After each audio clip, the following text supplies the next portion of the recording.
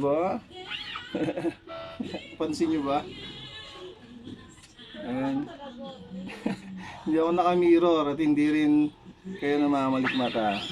Pangkaliwet ito guys. At dito yung base sa ilalim.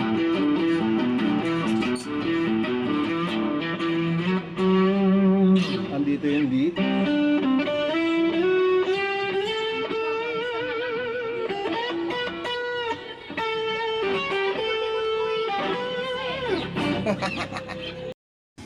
Before. Ayan magandang umaga mga guitar in charge J-Crop Classic. Yes. Tingnan nyo hindi to naka-mirror at hindi kayo namamalik mata. Lefty to men, lefty, okay, kaliwete may-ari. So nag-try siya mag-inquire sa akin kung kaya kong gawin. Sabi ko yes, kaya no? Siya na nga lang yung magte-test, hindi na ako. Pero syempre ganun pa rin yung proseso ng ano natin, no? So may mga buzz daw, no, uneven fret. So fret level natin to, ayan, no, baliktad, pang lefty. So i-level natin yung fret, no? Ayan, matatalim pa siya. Ayan. Okay, hindi na masyadong maganda kasi yung ano niya, mga fret niya. Bago lang to sa kanya. Sabi niya mga 1 taon na. Okay. Pangkaliwa, men, no? Fret job done.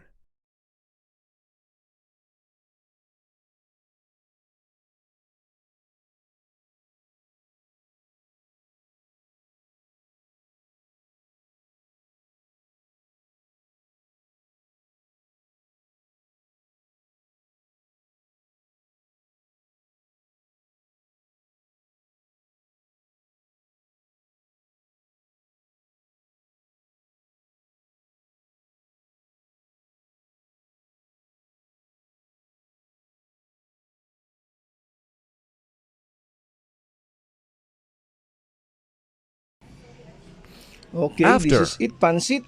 Ang J-Crop na pangkaliwete, okay na po. New string. Ayan, ayun yung nut. Nababaan na rin natin.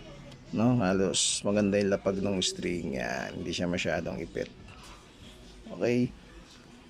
At ayan yung mga fret, syempre.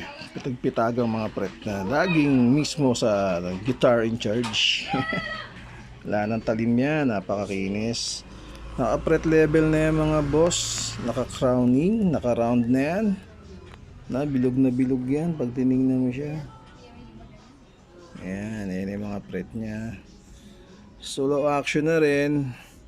Pick up height is good. Naayos na natin.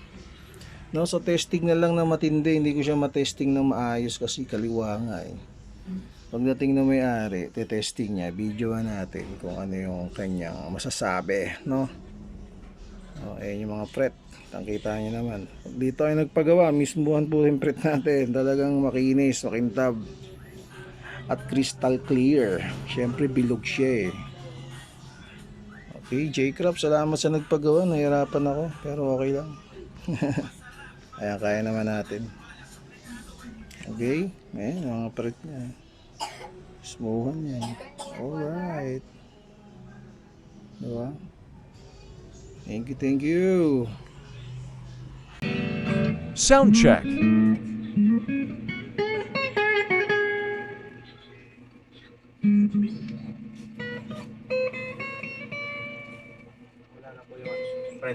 Wala na, no?